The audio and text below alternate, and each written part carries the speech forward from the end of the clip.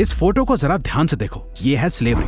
आज से करीब 200 साल पहले जहाँ लोगों के रंग रूप को देख के उन्हें गुलाम बनाया जाता था, और ये है आज की स्लेवरी जहाँ लोगों को उनकी इनकम क्लास के अकॉर्डिंग गुलाम बनाया जा रहा है। Welcome to the matrix. ये इसी मॉडर्न डे स्लेवरी का एक मेटाफोरिकल रिप्रेजेंटेशन है। एक ऐसी दुनिया जो आपके दिमाग के अंदर है, जहाँ आपको लग रहा है कि लाइफ आपके कंट्रोल में है, आप अपनी मर्जी से जी रहे हो, जहाँ आप जो भी कर रहे हो सोच समझकर अपने फायदे के लिए कर रहे हो।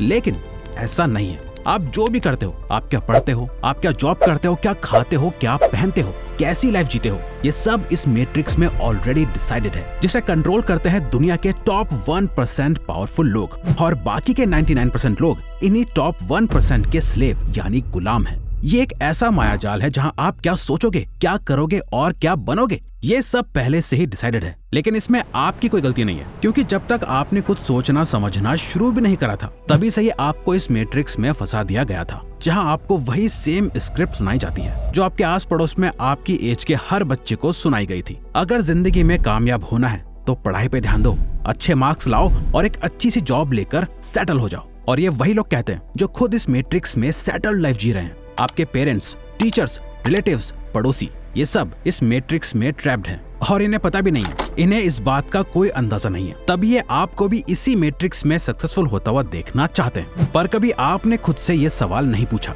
सब जॉब करके सेटल होने के पीछे भाग रहे हैं, फिर भी इंडिया में अनएम्प्लॉयमेंट रेट इतना ज्यादा क्यों है? आपको पता है, इंडिया हर साल स्विट्जरलैंड की टोटल पॉपुलेशन से कई गुना ज्यादा इंजीनियर्स प्रोड्यूस करता है। फिर भी स्विट्जरलैंड रिसर्च और इनोवेशन के मामले में दुनिया में नंबर 1 पोजीशन में है, और इंडिया इस लिस्ट में दूर दूर तक नहीं है। और होगी भी कैसे? इंडिया के ब्रिलियंट माइंड्स तो बाहर जॉब्स करना ज्यादा पसंद करते हैं। कभी आपने सोचा है कि क्यों ज्यादातर सेलिब्रिटीज, पॉलिटिशियंस और पब्लिक फिगर्स अपने बच्चों को पढ़ने के लिए हमेशा बाहर ही क्यों भेजते हैं? क्यों लोग MIT के लिए IIT को भी छोड़ने के लिए राजी रहते हैं? क्यों गवर्नमेंट स्कूल के टीचर्स अपने बच्चों को खुद कभी गवर्नमेंट स्कूल्स में नहीं पढ़ाते? क्यों ऐसा होता है कि सही लॉजिक के साथ सिस्टम को चैलेंज करने वाले रैंचो को टीचर्स, वायरस और फरहान के पापा इतना हेट करते हैं? वहीं जो जैसा लिखा है उसे रट रट के टॉप करने वाले चतुर को एक ब्रिलियंट स्टूडेंट माना जाता है। वो सारे टीचर्स का फेवरेट होता है। आपने ये कहावत तो सुनी होगी, अगर समाज में कोई बदलाव चाहिए तो किताबों में पढ़ाई जाने वाली बातें और स्कूल में सिखाने का तरीका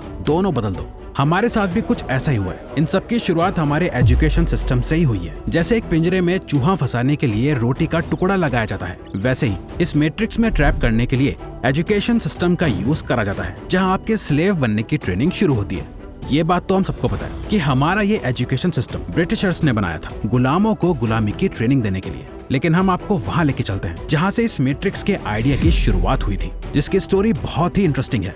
हेनरी फोर्ड के आने से पहले कार्स को एक लग्जरी आइटम की तरह ट्रीट करा जाता था, जो सिर्फ दुनिया के अमीर लोग ही अफोर्ड कर पाते थे। मॉडल टी, जो फोर्ड की सबसे पहली कार थी, 1909 में उस कार का प्राइस था $825 and by the end of 1925 Ford ने इसका प्राइस कम करके सिर्फ $265 कर दिया। ईयर 1909 में फोर्ड की फैक्ट्री ने टोटल 10,666 कार्स बनाई, और ईयर 1923 तक आकर इस साल फोर्ड की फैक्ट्री ने टोटल 2,11,125 कार्स बनाई, जो कि 14 साल में 200 गुना ज्यादा थी। फोर्ड ने कार को इन्वेंट नहीं करा था, उन्होंने बस एक प्रोडक्शन लाइन शुरू करी। कई डेकेड्स तक मॉडल टी का किसी भी ऑटोमोबाइल मॉडल की हिस्ट्री में लॉन्गेस्ट प्रोडक्शन रन था, जहां प्राइस को कम करते हुए 15 मिलियन से भी ज्यादा कार्स बनाई गई थी। इसे आज तक का most powerful wealth creation process माना जाता है। इस असेंबली लाइन मॉडल ने लिटरली पूरी इकोनॉमी और दुनिया को बदल कर रख दिया। पर ऐसा पॉसिबल कैसे हुआ? आप इमेजिन कर सकते हो? ये सब करने के लिए फोर्ड को क्वालिफाइड इंजीनियर्स ढूंढना कितना चैलेंजिंग रहा होगा। और इसी बीच बाकी के कार्स मैन्युफैक्चरिंग राइवल्स भी बहुत तेजी से ग्रो कर रहे थे, जहां वर्कर्स आसानी से जॉब स्विच करके राइवल कंपनी के लिए काम करने के लिए रेडी रहते थे, जो उनके लिए बहुत बड़ी प्रॉब्लम बनती जा रही थी। जिसे सॉल्व करने के लिए उन्होंने अपने वर्कर्स की सैलरी बढ़ाकर एक दिन में ही $2.25 से इंक्रीज करके $5 पर डे कर दी। और जैसे ही ये $5 पर डे के इंक्रीज की अनाउंसमेंट करी गई, उसके नेक्स्ट डे ही 10,000 से भी ज्यादा लोग जॉब करने के लिए हाईलैंड पार्क की फोर्ड ऑफिस आ पहुंचे। अब इन सभी लोगों को जॉब के लिए क्वालिफाइड बनाने के लिए लिटरली ट्रेन करना पड़ता था। कंपनी को अपनी तरफ से उन्हें प्रॉपर एजुकेशन और स्किल सिखाई जाती थी, ताकि वो उस पर्टिकुलर जॉब को अच्छे से और एफिशिएंटली कर पाए, जो कि बहुत ज्यादा एक्सपेंसिव प्रोसेस था। प्लस इतना ज्यादा ट्रेन करने के बाद वो लोग बहुत वैल्यूएबल एम्प्लॉय बन जाते थे, जिनकी तरफ उनके राइवल्स भी अट्रैक्ट होते थे, और वो भी चाहते थे कि ऐसे लोग उनकी कंपनी में भी काम करें। इस प्रॉब्लम का क्या सोल्यूशन निकला? एक प्रॉपर एजुकेशन सिस्टम जहां लोगों को जॉब के लिए ट्रेन करा जाए। इसके लिए सभी इंडस्ट्रियल एज जीनियसेस जैसे हेनरी फोर्ड और उस टाइम के कई एंटरप्रेन्योर्स ने कई यूनिवर्सिटीज के साथ एक एग्रीमेंट साइन करा, जहां लोगों को प्रॉपर ट्रेन करा जाता, जिससे कि वो प्री क्वालिफाई हो जाए और कंपनी को उन्हें ट्रेन करने के लिए एक्स्ट्रा खर्च ना करना पड़े। कई जीनियसेस ने ऐसे करिकुलम को क्रिएट करा जिससे कि वो सिर्फ उतना ही सीखे जितना जॉब करने के लिए जरूरी है और फॉरेन फैक्ट्री में काम करने लग जाए। और यही फॉर्मूला दुनिया भर में रिपीट होने लगा। ब्रिटिशर्स ने ईस्ट इंडिया कंपनी में जॉब के लिए ट्रेन करने के लिए जो एजुकेशन सिस्टम बनाया, आज भी हम उसी सिस्टम में ट्रैप्ड हैं। बस फर्क इतना है कि कंपनीज बदलती जा रही हैं, पर आज भी हम में से अधिकतर लोग अभी भी स्लेव हैं। यह है 150 साल पहले के मोबाइल फोन्स, यह है आज के फोन। यह है 150 साल पहले की कार्स, ये है आज की कार्स। ये है 150 साल पहले के क्लासरूम्स और ये है आज का क्लासरूम, जिसका रिजल्ट आज हम सबके सामने है।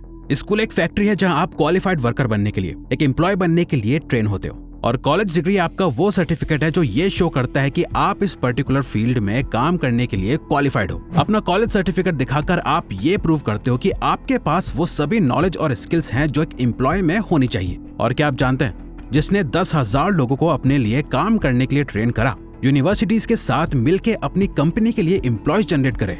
Henry Ford. उनके खुद के पास कोई कॉलेज डिग्री नहीं थी, उन्होंने कई बिजनेस रिलेटेड कोर्सेज ज्वाइन करे, उनसे सीखा, पर कभी कोई कॉलेज डिग्री कंप्लीट नहीं करी। बचपन से हमें यही सिखाया जाता है कि अगर आप लाइफ में सक्सेसफुल होना चाहते हो तो आपको बहुत मेहनत से पढ़ाई करनी चाहिए, अच्छे मार्क्स लाने चाहिए, एक रिप्यूटेड कॉलेज से अच्छी डिग्री लेनी चाहिए, जिससे आपकी एक हाई पेइंग जॉब लगेगी और आप सक्सेसफुल हो जाओगे। और हमें इस पूरे बिलीफ सिस्टम से ब्रेन वॉश करा जा रहा है। How to escape this matrix. जो चीज हमारा सबसे ताकतवर हथियार होना चाहिए था, आज वही हमारी गर्दन को काट रहा है। हमारी एजुकेशन ने हमें इस जाल में फंसाया है, पर इससे बाहर निकालेगी भी ये एजुकेशन ही। लेकिन इसके लिए हम किसी स्कूल, किसी कॉलेज पे भरोसा नहीं कर सकते। हमारे एजुकेशन सिस्टम में दो चीजों की कमी है, एजुकेशन और सिस्टम। इसीलिए आपको सेल्फ एजुकेटेड बनना पड़ेगा, कोई आपको सिखाने नहीं आएगा। आपकी तरह सभी इस मैट्रिक्स में ट्रैप्ड हैं। आपको खुद ही खुद को इतना एजुकेट करना होगा। जो लोग इस मैट्रिक्स से बाहर निकल चुके हैं और अपनी लाइफ में कुछ बड़ा कर रहे हैं, उनको देखना होगा, उनसे सीखना होगा। इससे बाहर निकलने के लिए आपको ये दो चीजें करनी है। सबसे पहले तो आपको इस मैट्रिक्स के प्लेजर्स को रिजेक्ट करना होगा। ये सोशल मीडिया, जंक फूड, गलत videos, games, movies, series, shopping, जो भी चीजें आपका टाइम, अटेंशन, एनर्जी की डिमांड कर रही हैं, बिना आपको रिटर्न में कुछ दिए, उस जगह अपना टाइम, एनर्जी और लाइफ वेस्ट करना एकदम बंद कर दो। इस मैट्रिक्स को रिजेक्ट करना शुरू कर दो। Next, stop consuming, start producing. अपना एक ऐसा ग्रोथ माइंडसेट डेवलप करो जहां आप हर चीज से सीखो, अपॉर्चुनिटीज की तलाश करो। इससे बाहर निकलने के लिए आपको मिलियनियर, बिलियनियर बनने की जरूरत नहीं है। एक स्लेव चाहे कितना भी अमीर हो जाए, रहेगा वो स्लेव और गुलामी। इसीलिए पैसे को नहीं, फ्रीडम को चेस करो। एक कंज्यूमर से क्रिएटर बनो। जिसने आपको इस मैट्रिक्स में फंसाया है, उसी को टक्कर दो। कुछ ऐसा काम करो, कुछ ऐसा प्रोड्यूस करो जो कि इतना वैल्यूएबल हो, जिससे न ही आपको सिर्फ खूब सारा पैसा मिले, बल्कि इस मैट्रिक्स से आजादी और फ्रीडम भी मिले। आप इस समाज के बनाए पिंजरे से बाहर निकल पाओ और आजादी से जी पाओ। रिवाइर्स का लोगो भी इसी चीज को रिप्रेजेंट करता है, जो कि है फ्रीडम एंड फ्लाई हाई। यानी आप आजादी और फ्रीडम के साथ वो जिंदगी जी पाओ जो आप जीना डिजर्व करते हो, वो नहीं जो ये सोसाइटी आपको बताती है। लाइफ में बाकियों की तरह रैट रेस में या भीड़ में शामिल मत हो, बल्कि खुल के आसमान में एक पंछी की तरह उड़ो आजादी से। अब दोस्तों, इसके बाद ये वीडियो जरूर देखो अभी। तो अगर आपको ये वीडियो अच्छी लगी तो वीडियो को लाइक और चैनल को सब्सक्राइब करके हमें सपोर्ट करो और बेल नोटिफिकेशन ऑन कर लीजिएगा ताकि आप आने वाली वीडियोस मिस ना कर पाओ। Thank you for watching.